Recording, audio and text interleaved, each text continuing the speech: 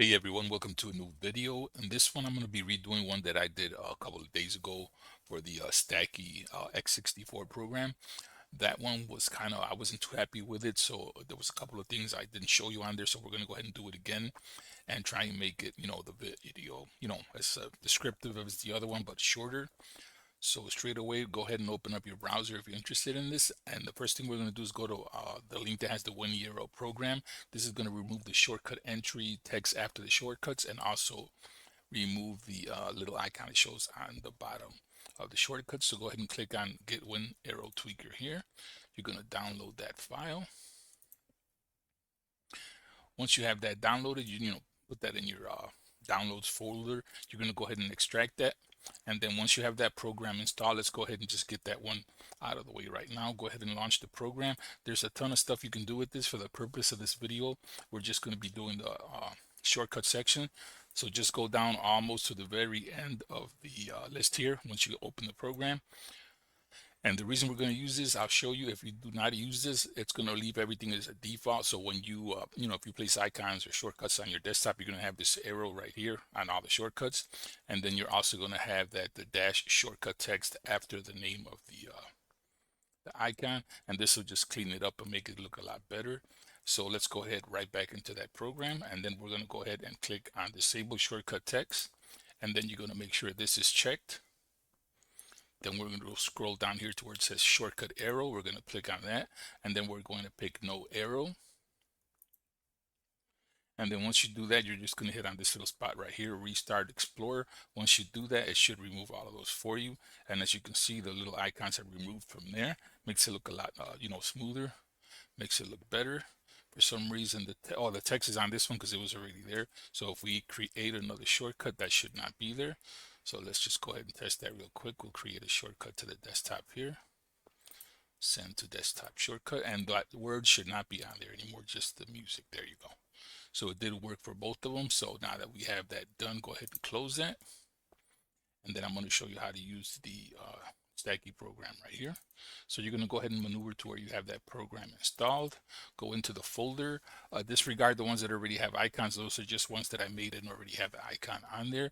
So what I recommend you do is once you have this in this program folder, try and keep everything named the same, because I may put a video up later on how to, like an extra step on how to make the icons look like I had them on the desktop. So if you want, just go ahead and keep this folder structure here. So you got the, program files, Stacky-X64, extract it to that folder, and then go ahead and create a folder that says shortcut folders. And then inside that folder, you're going to create another one called subdirectory. And I'll show you why that's there in a little bit. So go ahead and create those folders. Now, basically, when you make the shortcut folder, you can make a folder for whatever program shortcuts you want. I just broke them down here by, category, but you could name them whatever you want. So if you have, paint programs, art programs, just make a folder called art, and you're going to go ahead and put the shortcuts to those programs inside this file. And then, you can have several of them. As you see, I got here a ton of them here. All right, so once you have those folders done, you basically, all you need to do is just put the shortcuts for whatever programs you want inside that spot. And I'm going to go ahead and do one here with you. So I'm just going to make another one called art. I'm just going to name it art1, but it's basically the same thing. So what you're going to do, this is the executable. When you guys open it, you should just have these 4 files. You should have this one, this, Stacky, and this one here. The other folders come afterwards.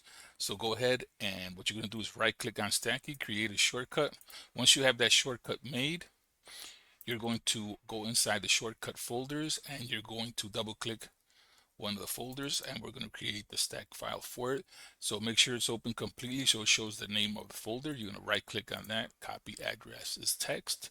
Once that is done, you already have that copied in memory. You're going to go to the shortcut you created, right click properties. In the target window, you're going to go all the way here at the end, hit space one time, paste, click apply, and OK. And once you've done that, just go ahead and rename the shortcut. So I'm going to have to rename this art2 because there's already one there with art. So just or art1. There we go. So this is the brand new one. Now, as you can see on here, there is a different icon on there. So you guys can just go ahead and right click on the shortcut. Go to change icon and assign whatever icon you want to it. Now keep in mind with this one, it is limited to .is or ICO files. Do not try to use a PNG or anything else. They will not work. So make sure they're .ico files. I'll probably make a video later on how to get those done with the GIMP program also. But for now, just be aware that if you want to do, change that icon, you are going to want to make sure that's a .ico file. So there we go. Then once you have that done, you can right click on it or double click on it to make sure that it works. And as you can see, it does show it on here. The first time you run it, you're more than likely going to see just one icon. So just go ahead and, jump out of there, jump right back in, and you'll see all four. The reason it worked on mine's the first try is because I already had the, the Stacky cache file in there. So that's why it worked the first time. So once you have it done, just go ahead, go right back to the shortcut you created. Now there's three options. You can go ahead, right click on this, and you can pin it to the taskbar. You can right click on it and pin it to the start bar. Now I already have it on the start bar, so I'll show you what that looks like on there. So you can just go like this, and there it is right there. Double click and you have the same effect on there. So you can go ahead and place as many as you want on here, or you can also do it on the taskbar here. As you can see, it's also there. Now with the other thing I'm going to show you, you can make the shortcuts like you did and just put them on the desktop here, and they will also work. So as you can see, I have that there.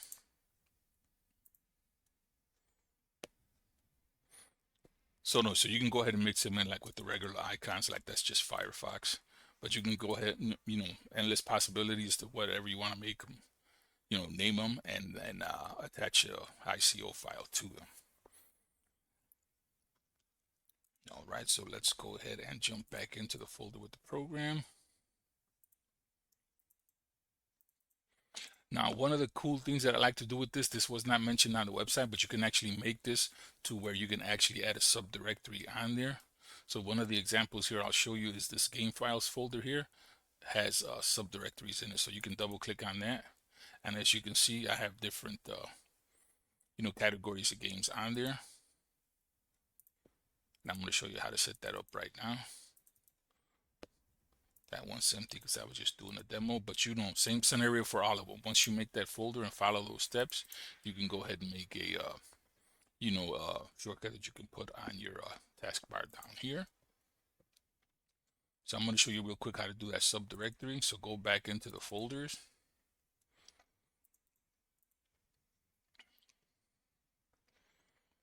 Let's say, for example, here, like I'm going to show you how to do this. I'm, not going to show you all of them. It's just one time here on how to get a subdirectory. So for example, let's say we want to make one called emulators. You're going to make sure you go into your shortcut folder. You see there's one on here called emulators. And for example, we got the Coleco, the Final Burn, and there's a couple on here that are Nintendo emulators. So what I'm going to show you how to do now is just make a subdirectory for the Nintendo one.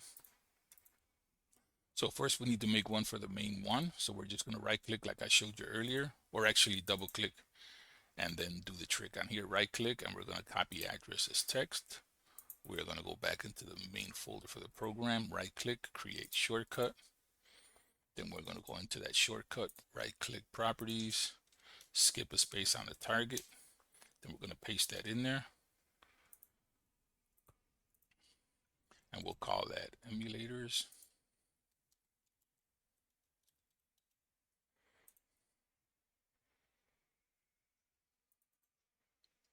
And as you can see, it's already pointing on there. So this is what I told you earlier. You see how you got only one of them. So just jump out, jump back in, and it'll generate the cache file for all of them. So you can see them all on there. Now what I'm going to do is make a separate shortcut on here that'll point just to the Nintendo ones. So in order for that to work, we're going to go back into the shortcut folders, go into the emulators folder. So what we're going to do is copy the shortcuts for the Nintendo one. So this is a Nintendo one, this one here, and also this one. So once you have them all highlighted, we're going to hit Control X. We're going to cut those. Now we're going to go into the folder where it says subdirectory. And as you can see, I already have one there, but I'm going to go ahead and do another one from scratch here. So you're going to say new folder.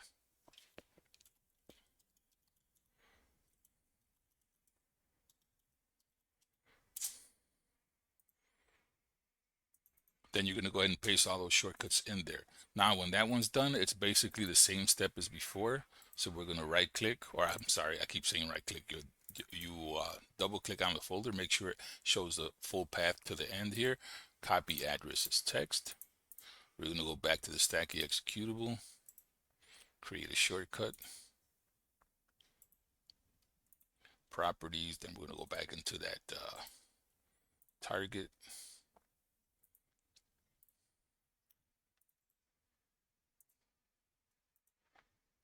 All right.